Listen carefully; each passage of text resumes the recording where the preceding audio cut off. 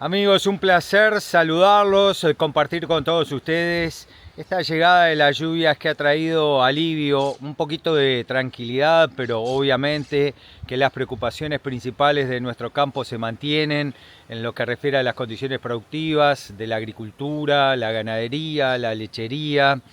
con definiciones que se esperan en el marco de lo que es la emergencia agropecuaria. También saber qué pasa con los fondos a este fin que se están gestionando por parte de las autoridades del Ministerio de Ganadería, Agricultura y Pesca. Hubo reuniones con Campo Unido donde de aquí en más surgen propuestas también de los técnicos de esta Secretaría de Estado en lo que puede ser un abanico de herramientas e instrumentos con República FAP, con el Banco de la República en materia financiera, pero también diferir vencimientos previstos para esta semana. Algunos de los temas, además destacando fundamentalmente la nueva misión empresarial y de gobierno a China, pone el foco, entre otros rubros, en el sector lácteo, las oportunidades que esto significa cuando han rebotado los precios internacionales de estos productos. También destacamos el sello, la firma, el acuerdo que suscriben